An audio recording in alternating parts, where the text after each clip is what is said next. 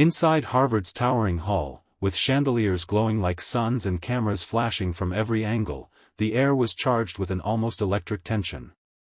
Senators, journalists, and invited citizens sat in rapt silence, as if aware that what was about to happen would be replayed for years to come. At the center of the stage stood Denzel Washington, calm, composed, and yet carrying the weight of righteous anger. Across from him, Donald Trump leaned back in his chair, his trademark scowl etched deep, waiting for the chance to strike back. Denzel broke the silence with words that cracked like thunder. "Mr. Trump, you are nothing more than a cowardly wannabe dictator." The line echoed beneath the hall's vaulted ceilings, and a collective gasp swept the audience. Some senators shifted nervously, others scribbled furiously in notebooks. The press gallery lit up as fingers pounded keyboards, tweets already flooding the digital airwaves. Trump's reaction was instant and volcanic. He slammed the desk with his palm, sending a stack of papers tumbling like confetti. His face flushed red, his voice roared, "How dare you speak to me like that? You think you can shame me? You think you can shame America?" He pointed a finger straight at Denzel, the gesture sharp and accusatory, his anger spilling over into every syllable. But Denzel didn't retreat. He held his ground, eyes locked on Trump, his expression calm but searing. "I'm not here to shame America," he replied, voice steady enough to slice through the chaos. "I'm here to remind America that fear is not leadership, and tyranny is not freedom." The chamber erupted, some cheered, others shouted back, and the carefully staged decorum of Harvard collapsed into raw, unfiltered confrontation. Phones buzzed, hashtags surged, hashtag wannabe dictator, hashtag Denzel vs. Trump, hashtag Harvard showdown. The scene was no longer just a debate. It had become a cultural earthquake, the kind that splits a nation in two. And as the tension built, everyone knew the clash had only just begun. The room shook with noise. Senators pounded their desks, some shouting for order, others secretly thrilled to witness history unfold live. Trump, refusing to be cornered, rose from his seat with a swagger meant to project dominance. He jabbed his finger at Denzel, his voice booming so loudly that even the microphone struggled to contain it. "You don't know power, Denzel. You don't know what it means to lead a nation on the brink. You stand there acting righteous, but without me, America would be weak, America would be nothing." The words hit the audience like sparks, igniting both applause and jeers, but Denzel didn't flinch. Instead, he slowly reached down to the stack of documents placed beside him, lifting them high for everyone to see. His voice carried the calm precision of a man who had waited for this moment. "What makes America weak is fear. What makes America nothing is corruption. And Mr. Trump, these papers prove how you've built walls of lies, walls designed not to protect this nation, but to protect yourself." The room fell silent again, a silence heavier than any shout. The documents fluttered slightly in Denzel's grip, pages filled with names, financial records, and testimonies that hinted at the scandals lurking just beneath Trump's boasts. Journalists leaned forward like predators sensing blood, their cameras zooming, their pens racing. Trump's face hardened, his lips pressed tight. He tried to laugh it off, but the sound cracked, brittle and unconvincing. "Fake news. Lies from Hollywood. You think people will believe a washed-up actor over the President of the United States?" he barked, his tone swinging between fury and desperation. But the audience was no longer fully his. Many eyes now followed Denzel, who stood calm, unwavering, his presence filling the hall like a lighthouse in a storm. He didn't need to raise his voice. The evidence in his hands spoke louder than Trump's rage. And in that moment, everyone realized, this was no longer just a debate, it was a reckoning. Trump's eyes darted around the chamber, searching for allies. Some senators nodded in solidarity, but others shifted uncomfortably, unwilling to be tied to the firestorm that had just ignited.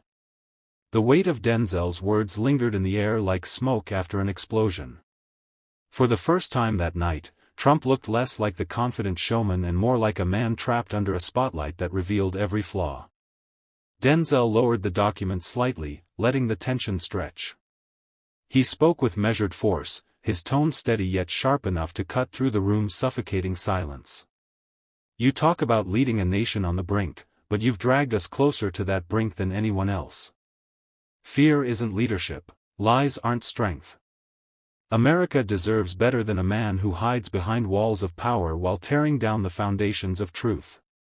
The word struck like a hammer blow. A wave of murmurs rippled through the audience, reporters whispering, staffers exchanging nervous glances, and ordinary citizens gasping as if they had just witnessed the unmasking of a long-hidden truth. Trump slammed his hand on the desk, his voice cracking into a mix of rage and disbelief. "You think you can define America, Denzel? You're nothing but a performer, a man of scripts and cameras. I built this country back from the edge, and without me, it collapses." His finger stabbed the air like a weapon, his face flushed red with fury. But even his anger couldn't drown out the shift in the room. The people weren't rallying behind him. Instead, they leaned toward Denzel, captivated by the calm defiance radiating from him. He wasn't shouting, he wasn't posturing, he was exposing. Denzel lifted a single sheet from the pile, holding it up so the cameras could capture every word printed across it. "This is not performance," he said quietly, "this is truth." The gravity in his voice echoed deeper than any outburst could. And for the first time, Trump had no immediate comeback. His mouth opened, but no words followed. The silence told its own story, louder, sharper, and far more dangerous than any insult he could throw. The chamber seemed to freeze in that silence, every eye locked on Trump's trembling lips and Denzel's unwavering stance. For years, Trump had thrived in chaos, turning noise into power, controversy into momentum. But tonight, it wasn't working. The noise wasn't lifting him, it was drowning him. The cameras, once his greatest weapon, were now catching every bead of sweat, every twitch of unease. Denzel stepped forward, bridging the space between them. His voice lowered, but somehow carried further, as if the room itself leaned in to hear. "You've built your empire on fear, intimidation, and half-truths. But fear collapses the moment courage stands in front of it. And that's what you're facing now, courage, truth. The voice of people tired of being silenced."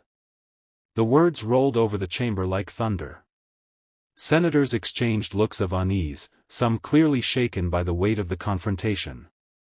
A reporter in the corner muttered, "This is history in the making." Trump's fist clenched, his voice erupting again in raw fury. "You don't know what it takes to run a country, Denzel. You don't carry the burden of enemies waiting to tear us apart. You stand there, pretending to be a savior, but you're just a man playing hero in a script." Denzel didn't flinch. Instead, he held up another document, this one stamped with official seals, its contents too damning to ignore. "No script," he answered coldly. "Just evidence. And evidence doesn't lie." Gasps filled the chamber as the words landed. Trump lunged forward, pointing a trembling finger toward him. "Lies. It's all lies," he barked, his voice breaking under the strain. But the people were no longer convinced. From the gallery, a chant began to build, soft at first, then growing stronger. "Truth, truth, truth." The chant rolled like a wave, swallowing Trump's protests, leaving him dwarfed in its echo. In that moment, the balance of power shifted. Denzel was no longer just a challenger, he had become the embodiment of resistance. The roar of the chant shook the chamber, each repetition of truth echoing like a hammer against the walls of power. Trump, red-faced and cornered, tried to shout over it, but his voice fractured into the noise, a hollow echo against the rising tide of defiance. His trademark bravado, once enough to silence critics and intimidate rivals, now seemed small, almost pitiful, as the weight of accountability pressed down on him. Denzel, still holding the stamped documents, turned slightly toward the crowd. His hand was steady, his voice calm but unrelenting. "This isn't about me, and it's not even about him anymore," he declared, nodding toward Trump.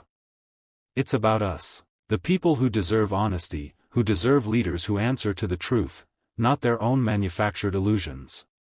The gallery erupted in applause, a sound that rolled through the chamber like a storm breaking over dry earth. Even some senators who had remained silent until now exchanged uneasy glances, sensing the shifting winds. Cameras flashed, beams of light catching the fire in Denzel's eyes, amplifying the moment for millions watching across the nation. Trump slammed a hand on the desk, rattling papers and microphones. "You think you're the voice of the people?" he spat, his tone dripping with fury. "You think they'll follow an actor instead of a leader? You've been given a stage, don't mistake it for power." But Denzel stepped closer, erasing the distance with quiet authority. "No," he said, his words cutting through the noise like glass. "I don't mistake this for power. I understand it better than you ever have. Power doesn't come from silencing dissent, it comes from earning trust, and trust is something you've already lost." The room fell into a stunned hush. For the first time, Trump had no immediate retort, no weaponized phrase to throw back. The chant returned, louder now, thundering from every corner, "Truth! Truth! Truth!" In that deafening moment, Denzel stood taller, not just as a man in the chamber, but as the voice of a nation rising. The silence that followed the chant was heavier than thunder. Camera zoomed in on Trump's face, sweat glistening on his brow, jaw clenched tight as though grinding against the truth itself. His hand, still resting on the desk, trembled ever so slightly, a detail not lost on the millions watching at home. Denzel, sensing the fragile crack in Trump's armor, leaned forward. His voice softened, not to comfort, but to pierce deeper. "You built your empire on bluster and fear.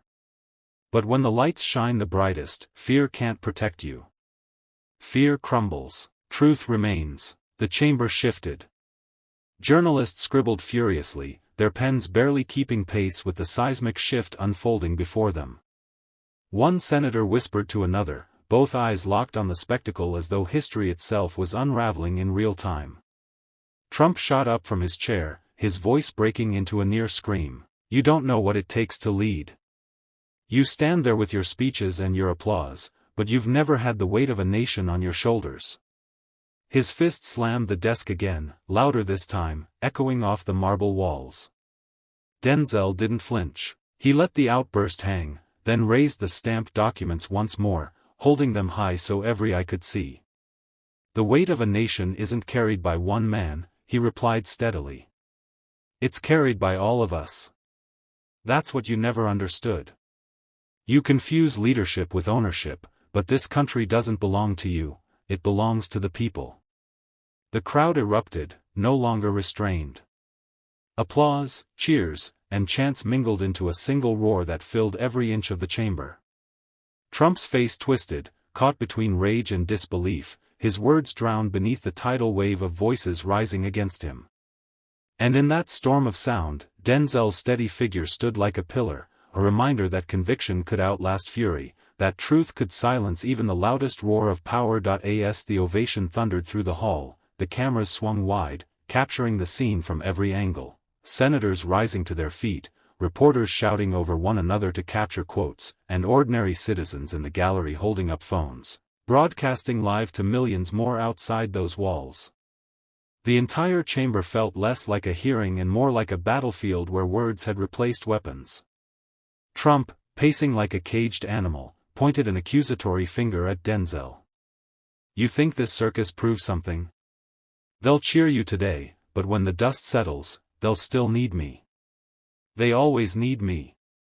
His voice cracked, betraying the desperation beneath his defiance. Denzel remained composed, eyes never leaving his opponent. He let the crowd's noise taper before speaking, his tone calm yet razor-sharp. "Need you? No. The people don't need kings, Donald. They need leaders willing to listen, not rulers desperate to control. That's the difference between a servant of the people and a wannabe tyrant." The words cut through the chamber like a blade. Trump froze mid-step, his hand still suspended in the air, as though the force of the statement had halted him. Gasps rippled across the gallery, followed by another wave of applause, this time deafening, relentless, unstoppable. Senators leaned forward, some whispering, others simply watching in stunned silence. The journalists knew instantly they had their headline. Denzel's rebuke silences Trump. For the first time, the swagger that defined Trump seemed to falter. His eyes darted toward the exit, his body shifting as though considering escape. The mighty aura he clung to was unraveling under the sheer weight of one man's words, and the roar of a crowd awakened. Denzel, steady and unshaken, lowered the documents but kept them visible, his stance a symbol of truth standing tall against fury. In that moment, the chamber no longer belonged to Trump's rage, it belonged to the people's resolve, embodied in Denzel's unwavering voice. The chamber vibrated with the weight of history in motion. Every clap, every cheer felt like a strike against the walls that once insulated the powerful from accountability. The atmosphere had shifted permanently. This was no longer a room for routine politics, but a stage where truth had cornered authority. Trump tried to recover, raising his voice above the clamor. "This is a witch hunt. Every word he says is theater, scripted for cameras, meant to turn you against me." His face flushed crimson, his gestures wild, yet the more he flailed, the more the crowd seemed to slip from his grasp. Denzel didn't interrupt. He stood in patient silence, allowing Trump's tirade to echo into exhaustion. When the room finally stilled, he leaned forward and delivered his line with surgical precision. "If this is theater, Donald, then you've written the tragedy yourself. You didn't just play the part of a leader, you auditioned for the role of dictator. And America isn't buying the act." The words hung in the air like a gavel strike. Cameras zoomed in on Trump's face, catching the twitch in his jaw, the narrowing of his eyes. For a man accustomed to controlling the narrative, the realization was brutal: he was no longer directing the show. Across the room, senators exchanged glances, some with barely concealed satisfaction, others with visible unease. Outside the chamber, social media exploded, hashtags trending within minutes, hashtag Denzel exposes Trump, hashtag no wannabe dictators, hashtag our America. Millions who weren't in the room now felt as though they were, watching the confrontation unfold in real time. Trump slammed his hand on the table, the sound sharp and desperate. But the force only drew attention to Denzel's calm. Standing tall, resolute, he raised the documents once more, this time not as evidence alone but as a symbol of resistance. And in that symbolic gesture, the message was clear: Trump's rage might fill the room, but Denzel's truth owned it. The chamber had become a battlefield of words, yet the silence after Denzel's last statement was louder than any applause. It was the kind of silence that comes when truth slices so deep, no quick retort can mend the wound. Trump stood frozen for a beat too long, his usual rhythm of attack stuttering into an uneasy pause. For a man who thrived on dominance, that hesitation was deadly. Sensing the shift, Denzel pressed forward, not with volume, but with clarity. "America isn't afraid of debate, Donald. We've faced wars, depressions, assassinations, and still, we marched forward. But what America cannot survive is the corruption of its spirit. You treat power like property, like something you inherit instead of something you earn. That ends here." Gasps rippled through the audience. Senators whispered furiously among themselves, aides scribbled notes, journalists leaned in with sharpened pens. Every camera in the room zoomed tighter, capturing Trump's growing unease. His hand gripped the edge of the table, knuckles whitening, as if holding on to control by force alone. Then Trump struck back with fury. "You're not America, Denzel. You're an actor, a puppet for the elites, parading around like you know sacrifice. I built this movement. I carried these people on my back." His voice cracked under the strain, the veneer of strength peeling away with every word. The crowd erupted, half jeering, half roaring in support. It was chaos incarnate, a live broadcast turning into a national reckoning. But Denzel, steady as ever, lifted his voice above the storm. "You didn't carry the people, you exploited them. You didn't build a movement, you built a cage. And now, those same people are breaking free." The chamber shook with thunderous applause. Reporters typed feverishly, hashtags blazed across screens worldwide, and for the first time, the image of Trump wasn't one of defiance, but of desperation. Denzel lowered the documents onto the table with finality. The sound was soft, but its impact reverberated like a verdict. The tension in the chamber reached a breaking point, as if the very walls were straining to contain the clash unfolding within. Trump, red-faced and trembling with a fury he could barely restrain, slammed his fist on the table, the sound echoing like a gunshot. Cameras jolted to catch every flicker of his unraveling composure. "This is my country," he roared, veins rising in his neck, eyes scanning the room for any sign of allegiance. Some senators nodded in forced agreement, but their nervous glances betrayed a different truth. Fear, not loyalty, tethered them to his side. Denzel didn't flinch. He leaned forward, his presence commanding without theatrics, his voice calm but cutting through the uproar like a blade. "No, Donald. This country doesn't belong to you. It doesn't belong to me. It belongs to the people sitting in this room, and the millions outside who are watching right now, praying for honesty." The audience erupted, a mix of applause, chants, and cries that filled the chamber with a raw, uncontrollable energy. Trump tried to speak over them, raising his hand, pointing like a general rallying troops, but his words were drowned out. For the first time, his voice, the weapon that had carried him through rallies and debates, was powerless. Then Denzel delivered the line that would echo far beyond those marble walls. Holding the documents high, he declared, "You built your empire on fear. But America has woken up, and fear dies in the daylight." Gasps swept across the chamber, followed by a wave of applause so thunderous it shook the microphones. Some senators rose to their feet. Journalists fired off headlines in real time. Washington showdown explodes, Trump cornered by Denzel, the turning point in American politics. Trump staggered back, gripping the chair behind him for balance. He tried to mask it as defiance, but the cameras had already captured what millions would soon see: a man cornered, a leader unraveling, a dynasty cracking under the weight of truth. And at the center stood Denzel, steady, resolute, and unmoved, as if the storm itself bent around him. Truth doesn't whisper, it shakes the walls of power.